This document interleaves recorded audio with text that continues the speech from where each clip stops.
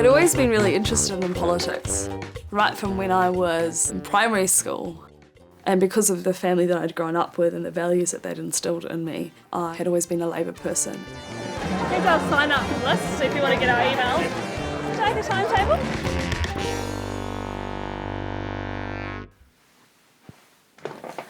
My name is Soraiya Daud. I'm 23 years old and I'm a Muslim. I was born in New Zealand, in Tikawiti. My dad is from Fiji and my mum's a New Zealand-born Indian. I'm a member of Young Labour, which is the youth branch of the Labour Party. So we have like meetings every Wednesday and you can talk about policy stuff and all that kind of stuff, and we have social events. It's a little bit scary at first, but we're quite friendly. Like if you don't understand anything or anything like that, just ask us and we'll let you know. Good crowd. When I think of a period of my life that has been great, it has been the last 3 years because of the people that I met and the support that they gave me and the belonging that I felt.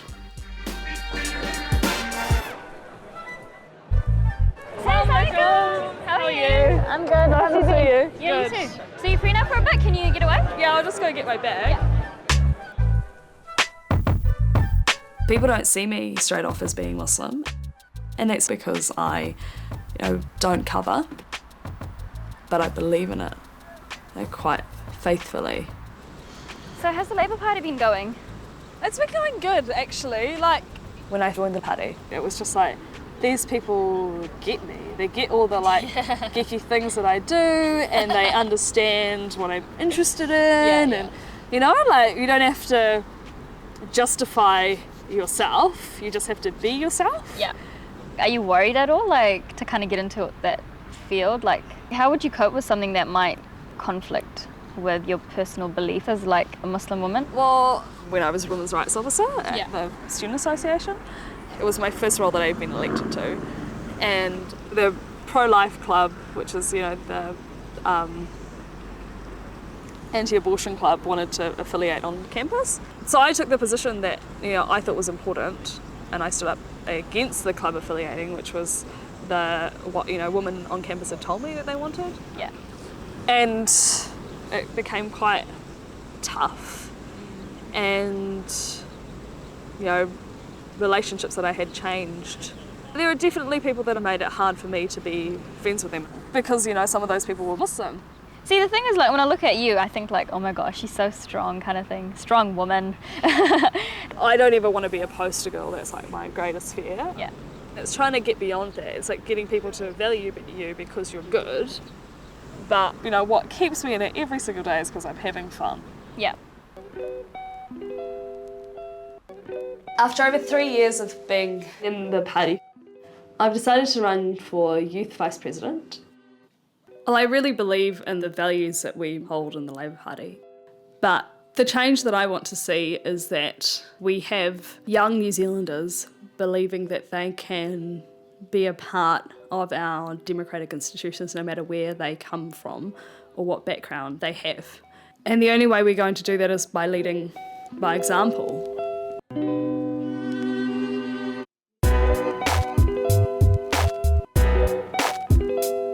So I sent you guys all an email about me running for Youth VP, and I think I've spoken to a few of you because I haven't actually ever been to a Young Labour conference, so I don't even know like what it's going to be like or like, you know, what the process is to kind of go about getting to that point. Well, I think you need to announce. Yeah. If you put your hand up and you cover all your bases and you do so in a strong fashion, I think it might put off some people, or you might even scare good candidates out of running against you as well, which would be a bonus. Even if you aren't running against someone, there should be time at the conference for you to speak and at least give a bit of rundown about why you're running. Well, from a personal perspective, it's about wanting to contribute to the party because I've been a member for 3 years and it's been a really good experience for me, and I really believe in what we're doing and the direction that we're going in. Yeah. Diversity in the mix as well. It's been quite a middle-aged white dude gig for a while. Because it's important that as New Zealand society changes, if we want to be a relevant party, we're going to have to make sure that we've got all the voices, you know. Has been criticised. Yeah, for being a little bit behind on that, so I think it's certainly important. We often target kind of ethnic minorities, and we often assume that they A, don't have really good English, or B, don't understand New Zealand that well. Yeah. And we sort of have this, got to get the ethnic vote, got to get the ethnic vote. And it's actually like, I mean, I can't speak for any ethnic minorities, but I would find that if I was a second generation, New Zealander you'd come from another country, that would actually be almost patronising because, It is. it is so much, like you are straddling two cultures. I guess, often when we think about ethnic representation, we always think about immigrants, but there's a whole space of New Zealanders that come from diverse backgrounds that, only know of being New Zealanders. Yeah. And that's a new generation of people. Yeah. And they really do straddle those kind of two cultures, Yeah. It's interesting because that's like an identity issue, and I don't want to play off my identity. It was interesting how, like, my ethnicity or my background came up in the conversation. In that context, they saw it very much as an advantage, but I want, to be seen on what skills I have. But in terms of the role itself, knowing that my contribution will mean something in that process is also something that I really think could be quite awesome.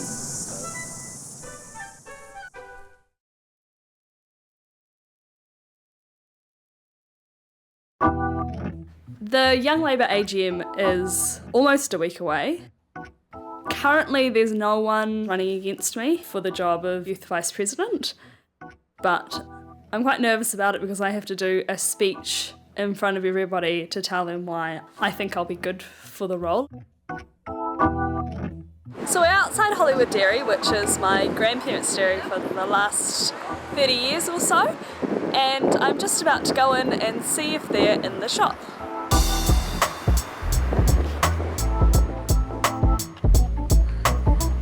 So this is what it's like at the back of a dairy. I'm really lucky to have grown up here. There's lots of treats, but I'm also really lucky that I didn't actually have to work in here. Assalamualaikum Nana, Nani. Good. This is Nani. Assalamualaikum Nani.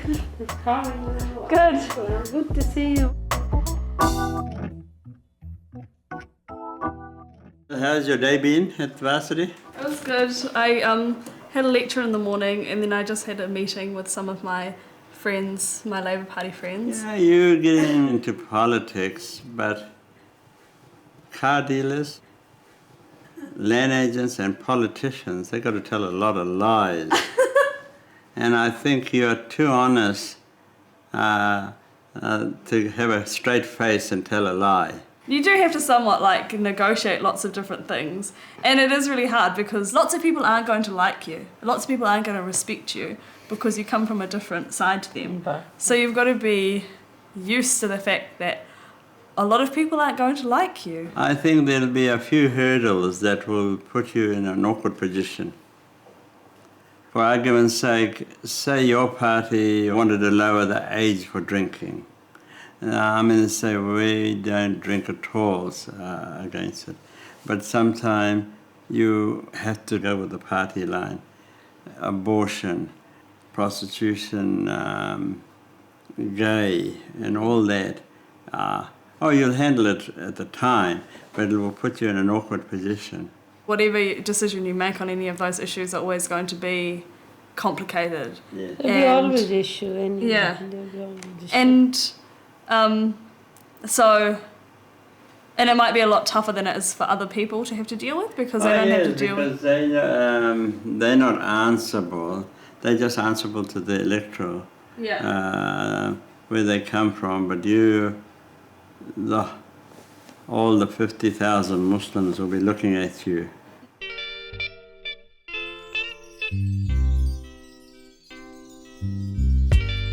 I feel responsible about being a good role model.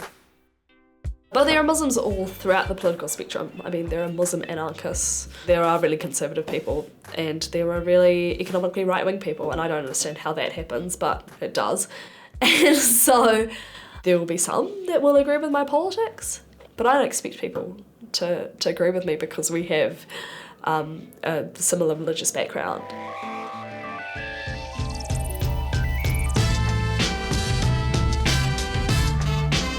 I'm driving down to Wellington to go to the Young Labour conference, which I'm quite excited about, but also a little bit nervous.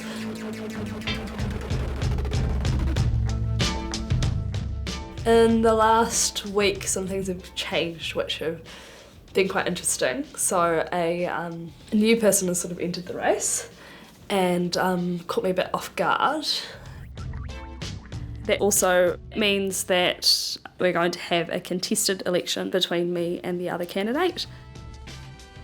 The one thing that the person that I'm contesting this election has over me, which I think is quite significant, is that they have the ability to kind of go out there and just be real kind of gung-ho with their liberal ideas. I'd hardly say that I was conservative, but my ability to express those things is difficult because I have to negotiate a lot of things that, you know, your average kind of middle-class Pākehā person doesn't really have to. But I'm ready to take on the challenge, and I have really great people around me. I have amazing support, but, you know, we'll have to see what happens.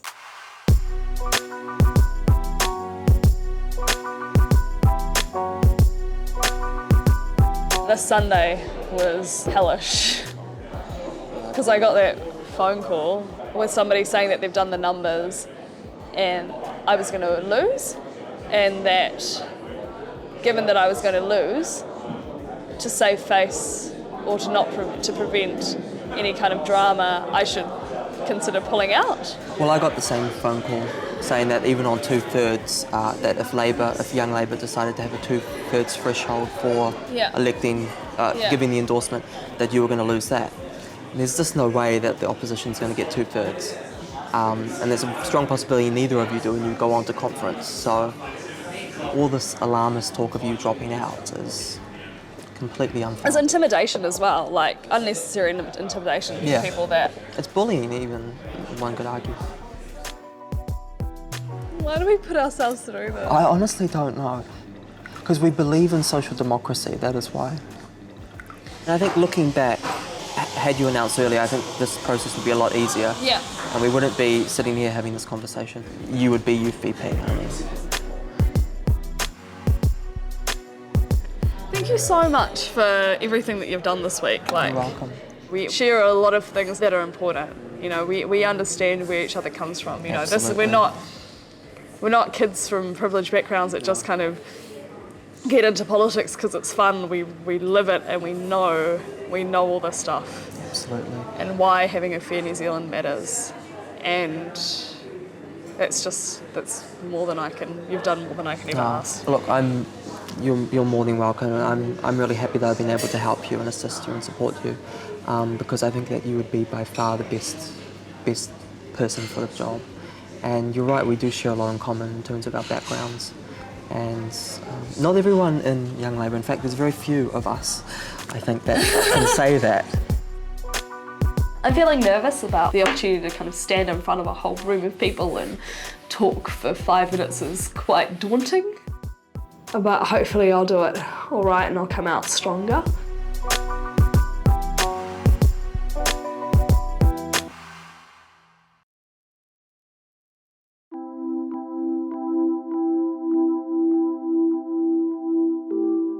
I'd like to thank the Young Labour Executive and organisers for bringing us together today. The Labour Party is about community, and it's through coming together that we can build a community of active and committed social democrats. It's election day today, and I'm feeling nervous, understandably. The last couple of weeks it's been quite intense. But I'm feeling okay. I've sort of put the other person out of my head and just going ahead with it. My speech is looking okay. I feel like it's heartfelt. It expresses how I feel.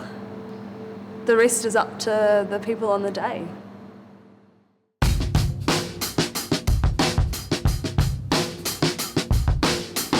I've got these pamphlets that you guys can give out, so pass them around, or you just pass them around and... They look really good though. Yeah. I've got numbers. Okay, well, what are the numbers at the moment? Christchurch have 17 proxies and 11 present people. Hamilton's 2 and 6. Palmy is 3. Wellington has 17 proxies and 49 present. I'll be going in to do my speech soon, and after that people will have a chance to vote. I can't take you in with me, but when it's over I'll let you know how it goes.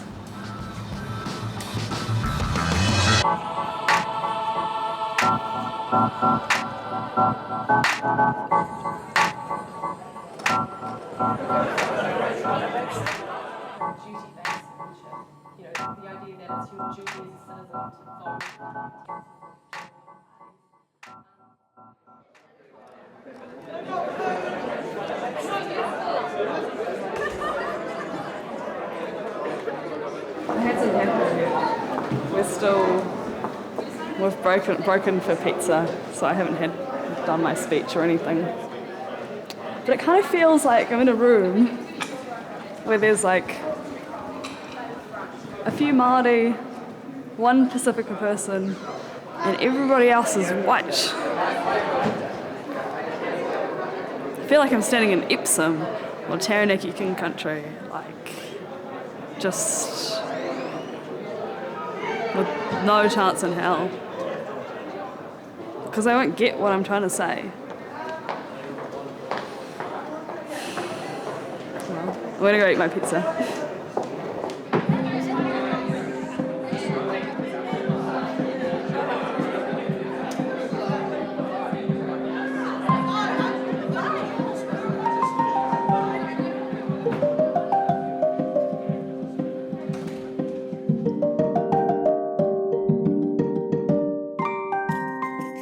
Good afternoon. I'm asking for your support today for the endorsement for Youth Vice President. Ours is a party that values people. Ours is a party that values difference. And ours is a party that believes in supporting everyone. Today, you are choosing between two capable and competent members of Young Labour.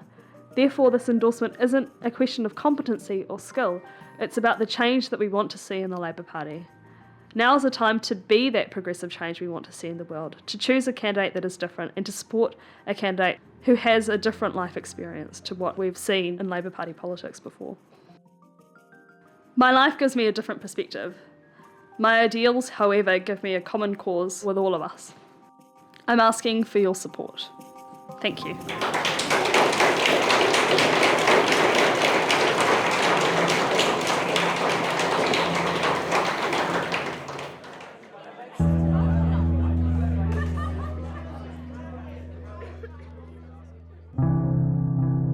I view this as a setback.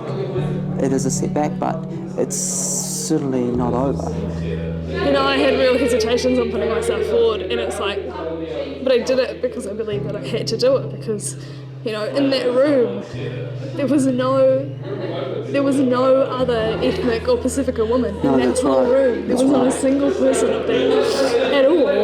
And if I didn't do something about it. Yeah, but the fact that you just stood, and I think, you know, people were going to hear about this, and I was so proud of you, and the rest of Auckland was so proud of you, and it's not over, like I said, this goes on.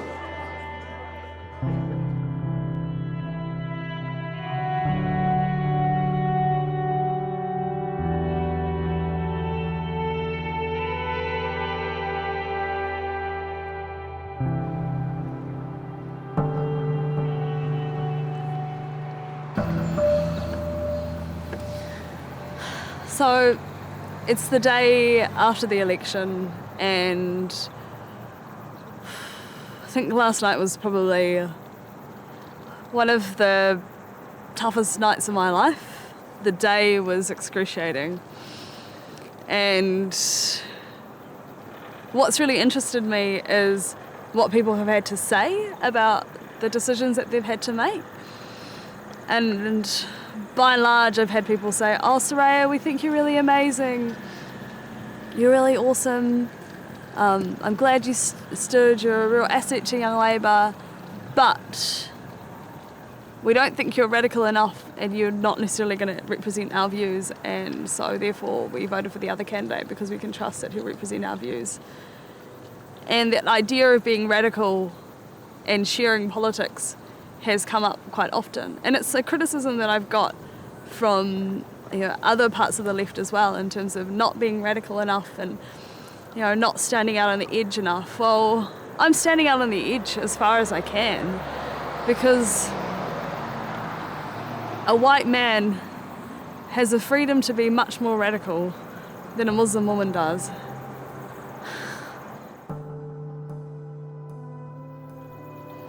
In the Muslim world, I am radical. I'm not a conformist. I don't fit the mould of a good Muslim girl. But I come into this context and it's about I'm not radical enough. But I'm here. I'm going to stay in the game. And not because somebody who didn't vote for me said that they think I'm awesome and I should.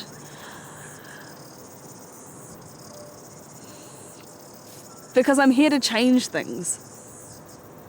And the only way I'm going to change it is if I keep fighting.